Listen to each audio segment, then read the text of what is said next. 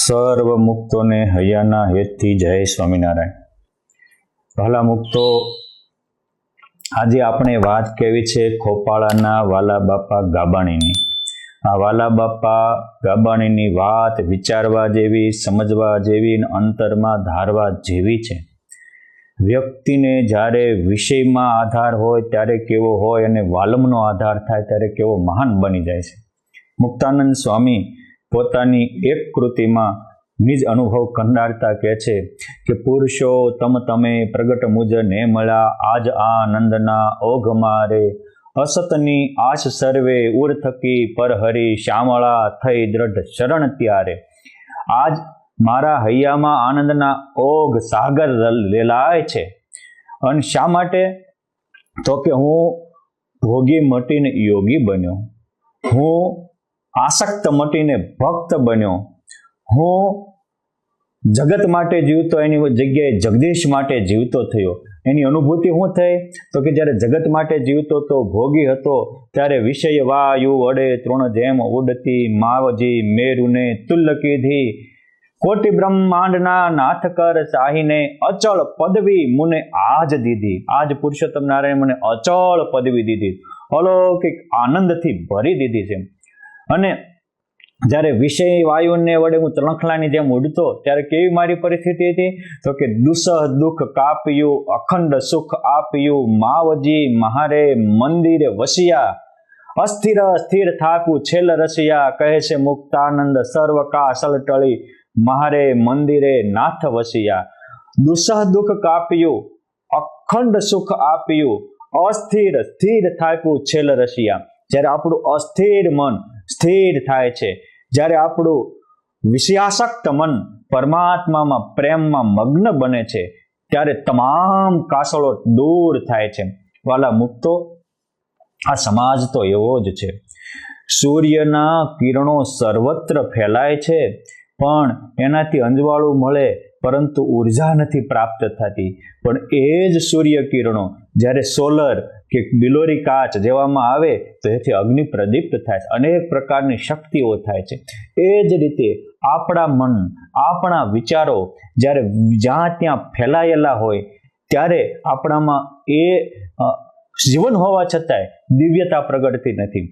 જે મહાન બન્યા છે, એ પછી મુક્તાનંદ સ્વામી હોય, પ્રેમાનંદ સ્વામી હોય, અગત્ય મુનિ હોય, સપ્તર્ષિઓ હોય, હનુમાનજી મહારાજ હોય, ધ્રુવ, પ્રહલાદ, મીરા, નરસિંહ, તુલસી, તુકારામ, કોઈ પણ હોય, એ બધાના વિચારો એકથી અસ્થિર મન એનું સ્થિર થયું છે ત્યારે એમાં અલૌકિક ઉર્જા પ્રગટે. એક વાત યાદ રાખજો, આપણે રસ્તે જતા હોઈએ તો કોઈ આપણા ઉપર કાદવ ફેરવે તો આપણને એમ થાય કે મારા ઉપર હું કામ કચરો નાખ્યું. આપણે એની ડિસ્કસમાં આપણો જિંદગીનો, આપણી શક્તિનો, ઉર્જાનો સ્ત્રોત વિનાશ કરી નાખીએ છીએ. કાદવ નાખવા વાળાને તો ધંધો જ હોય છે બીજા ઉપર કાદવ નાખવો, પરંતુ આપણે એ કાદવને ગ્રહણ કરવો કે બીજો વિકલ્પ છે કે સ્નાન કરીને આપણે કરવાનું હોય એ કરી જઈએ. આ દુનિયામાં જે મહાન બન્યા છે એની ઉપર લોકોએ કાદવ નાખ્યા છે, પણ એને સ્નાન કરી અને પોતાને કરવાનું કર્યું છે. અને જ્યારે માણસ કરવાનું કરે છે ત્યારે જ ઠરવાનું હોય ત્યાં ઠરીને ઠામ થઈને બેસી શકે છે. માટે આપણે કોના ગુલામ બનવું? જે આપણે આપણા મગજમાં સ્થાન આપ્યું એને આપણે એના ગુલામ બની ગયા કહેવાય. માટે કાદવ નાળાવાળાને છોડી દો, વાલા બાપાની જેમ હવે સ્નાન કરીને ઊભા થાવ. એ ખોપાળાના મહાસુરવીર સ્થિત પ્રજ્ઞ જેઠા માણિયા હતા અને એમના મિત્ર એટલે વેલા બાપા ગાબાણી હતા. ભગવાન સ્વામિનારાયણ ગઢપુરમાં મંદિર બાંધતા ત્યારે આ બંને મિત્રો જોડિયા બનીને અનેક વાર પુરુષોત્તમ નારાયણના ગઢપુર ધામના ઢીંગાધણી મંદિરમાં સેવા કરવા ગયેલા, અનેક પરમહંસોના દર્શન કરેલા. પરંતુ જેઠા બાપાને પૂર્વના પુણ્યથી આ જ પુરુષોત્તમ નારાયણ છે, સર્વ કરતા હરતા આ પુરુષોત્તમ નારાયણ છે એવું સુદૃઢ થયું હતું.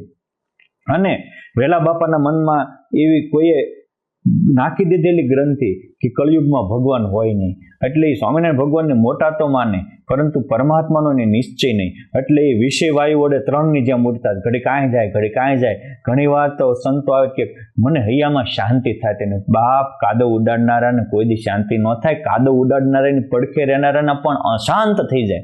એટલે કોઈ આવીને એમ કે સ્વામિનારાયણ ભગવાન છે, તો કે હોય નહીં, તારા મોઢામાં ધૂળ પડી. શું સ્વામિનારાયણ ભગવાન હતા હશે કે કળિયુગમાં ભગવાન હોય નહીં?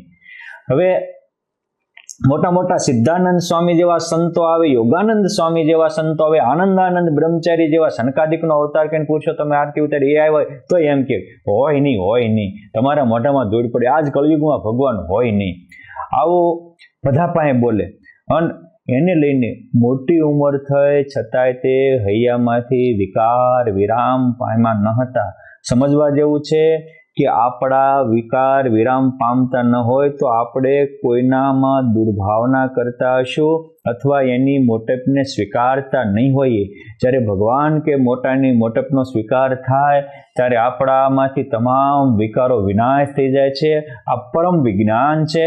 પુરુષોત્તમ નારાયણે પણ કહ્યું કે એવા જે મોટા પુરુષ છે એને નિષ્કામી જાણે તો કૂતરા જેવો કામી હોય તો નિષ્કામી થઈ જાય, નિર્દોષ જાણે તો નિર્દોષ થઈ જાય, નિર્લોભી જાણે તો નિર્લોભી થઈ જાય. આપણામાં દોષો રહે છે એનું કારણ આપણને મળ્યા હોય એને ઓળખવામાં આપણી કમજોરી રહેતી હોય છે. આ રીતે વાલા જેઠા બાપા તો પછી ડંકો વગાડીને ધામમાં ગયા. એ તો એવા ભગવાનને કરતા માનતા હતા કે એકવાર ચોરામાં બેઠા હતા અને ગામના લોકો બધા વાતો કરતા હતા કે જેઠા કળિયુગમાં ભગવાન હોય નહીં એમ વાતો કરતા. ત્યાં અમે સર્પ ફૂફાડા મારતા હોય. બધા કે ભાગ ન કર કે આ કંઈ હગવો નહીં થાય, આ તો કાળોતરો છે.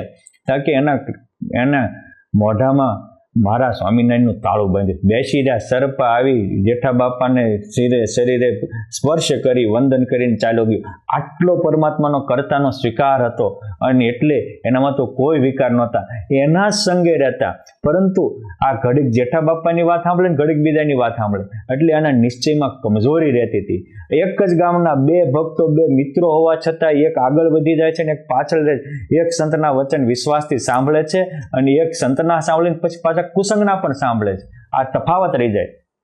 પછી તો એક દિવસ યોગાનંદ સ્વામીના શિષ્ય કપિલચરણ સ્વામી, પુરાણી રઘુનાથદાસજી સ્વામી વગેરે આવ્યા અને કપિલચરણ સ્વામી વાત કરતા કરતા કહે છે કે જુઓ તો ખરા, આજ ભગવાન સ્વામિનારાયણ વિના સાધને અનેકને સિદ્ધ દિશા પમાડી. જે કોઈ આવતા હતા એને પુરુષોત્તમ નારાયણે પોતાની મૂર્તિની અનુભૂતિ કરાવી, છતાં દેહ બ્રહ્મરૂપ કરી દીધા. હજારોને પુરુષોત્તમ નારાયણે અલૌકિક આનંદથી ભરી દીધા, વાસના વિકારથી રહિત કરી દીધા. માટે આજ ઘોર કળયુગમાં પુરુષોત્તમ તમે પ્રગટ મુજ ને મળ્યા, આજ આનંદના ઓઘમાં રે. અને એટલે તો એની અસતની આશ છૂટી ગઈ અને ભગવાનના થયા. ત્યારે હે સાધુરામ, ઉભા રહ્યો, તમારા મોઢામાં ધૂળ પડી કે કળિયુગમાં ભગવાન હોય જ નહીં. જો આ માણસને એકવાર કોઈ ખોટું ચડાવી દીધું હોય ને પછી સાચું થતા બહુ વાર લાગે છે. એક મહા વિશારદ હતા સંગીતના અને એની પાસે એક ભાઈ સંગીત ભણવા ગયા. ત્યારે એને પૂછ્યું કે શું ભણ્યા? તો કે હું ઓલા પાસે એટલું ભણો, ઓલા પાસે એટલું ભણો, ઓલા પાસે એટલું ભણો, 4 વર્ષથી સાધના કરું છું. અને એક એમનામાં આવ્યા હતા તો એમનામાં આવ્યા તેને નહીં કીધું કે તમને હું 3 વર્ષમાં શીખવાડે છે, આને કે તમને 9 વર્ષ થશે. આનું કારણ પૂછ્યું કેમ? તો કે તમે આ 3-4 વર્ષ ભણ્યા છો ને એ ભૂલવાળા મારે 3-4 વર્ષ હશે, પછી હરખું ચડાવું ને કે કોઈ ખોટું નાખ્યું હોય તો એ ભૂલતા પણ બહુ વાર લાગે છે. આ તો કપિલચરણ સ્વામી હતા, જાણે કે સાક્ષાત કપિલ ભગવાન હોય એવા પ્રતિભા સંપન્ન હતા, એવા મહાન જ્ઞાની વિજ્ઞાની હતા. એટલે એ કહે છે કે વાલા બાપા, એક તમને વાત કરું, તમે જેઠા બાપા અરે જ્યારે ગઢપુર ભગવાન સ્વામિનારાયણ ગોપીનાથજી મહારાજનું મંદિર બાંધતા ત્યારે જતા હતા, એ વાત સાચી? તો કે હા. એને ખોટું કે એને મોઢામાં ધૂળ પડે કે હું ગયેલો છું કે ત્યાં મહારાજના બધા પરમહંસો હતા અને એના તમે દર્શન કરેલા? કે હા, વાંચી વાત. એક નહીં કે સ્વામી મંદિરથી ઘેલાના ઘાટ સુધી, લક્ષ્મીબાડી સુધી મેં 1-2 નહીં, સ્વામી 1,500 સાધુઓના દર્શન કર્યા. અને જ્યારે પ્રતિષ્ઠા કરી એ વખતે હું ગયો તો એ વખતે તો ગઢપુરમાં સ્વામી 2,500 થી 3,000 પરમહંસ, જાણે કે પરમહંસનું આખું નગર વસ્યું હોય એવા દર્શન કરેલા કે જ્યાં જોવે ત્યાં મહારાજને હોય મુક્તો બધા દેખાય. સ્વામી કે મારે એક તમને પ્રશ્ન પૂછવો, અને આ કે ન માને એના મોઢામાં ધૂળ પડે. સ્વામી કે બરાબર છે, એના મોઢામાં ધૂળ પડી, તમે બોલો એ સાચું જ છે, પણ મારે એક પ્રશ્ન પૂછો કે ભાગવતજીમાં વાત લખી છે કે કનક કાંતા સૂત્રેણ વેષ્ટિતમ સકલમ જગત તાસુ તોષુ વિરક્તય સદ્વિભુજો પરમેશ્વર. જેમ હાર દોરામાં ગૂંથાય એમ આખું જગત સ્ત્રી અને ધનરૂપી દોરામાં ગૂંથાયેલું છે અને એની પાછળ જ પાગલ હોય છે જગતના જીવો. પરંતુ એનાથી જે છૂટો હોય, જેને સ્ત્રી કે ધનની ઈચ્છા ન હોય, એને દ્વિભુજ વાળો ભગવાન કીધો ભાગવતમાં. એ વાત સાચી ખોટી? અરે એ વાત સાચી સ્વામી, એને ખોટી મને એના માટે ધૂળ પડે કે? સ્વામી કે પણ એ વાત સાચી, પણ જે આ સ્વામિનારાયણ ભગવાનના સાધુ હતા એ ક્યારે સ્ત્રીમાં ધનમાં લોભ હતા? અરે સ્વામી એના દર્શન કરે તોય તેના વિકાર વિરમી જાય. એને કે સ્ત્રી કે ધનમાં આસક્ત, મને એના માટે ધૂળ પડે કે? સ્વામી કે તો આ બધા સ્ત્રી ધનના ત્યાગી પરમહંસો હતા, વિતરાગી હતા, પુરુષોત્તમ નારાયણના અનુરાગી હતા.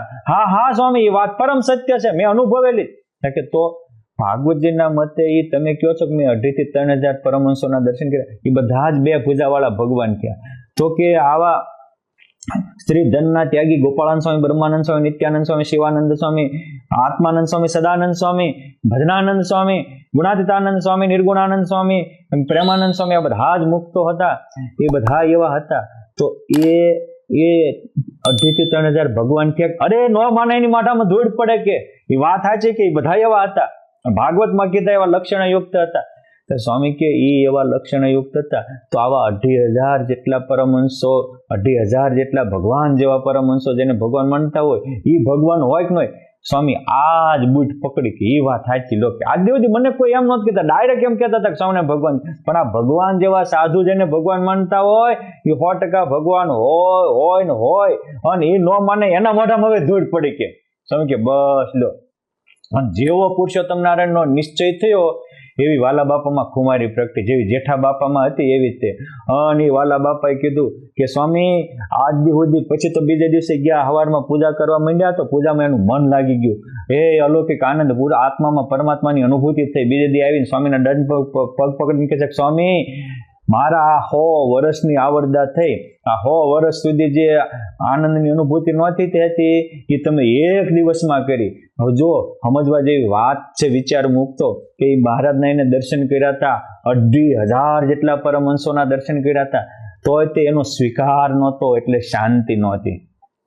માટે ભગવાન કે મોટા હોય એટલે આપણને શાંતિ ન થાય, એનો સ્વીકાર હોય તો શાંતિ થાય.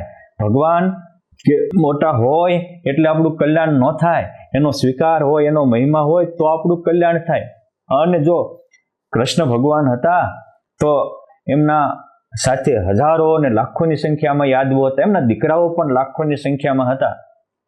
પરંતુ એને કૃષ્ણ ભગવાનનો સ્વીકાર નહોતો, સુરાસુંદરીમાં આસક્ત હતા. તો યાદવા સ્થળે થઈ આખું જગત જાણે છે. મારે એ કહેવું છે કે કૃષ્ણ ભગવાન હતા તો વ્યાસ ભગવાને લખવું પડ્યું કે દુર્ભગો બત લોકો એમ યાદવો નિતરામ આપી. દુનિયા તો અભાગી, યાદવો 100 વાર અભાગી. શું કામ?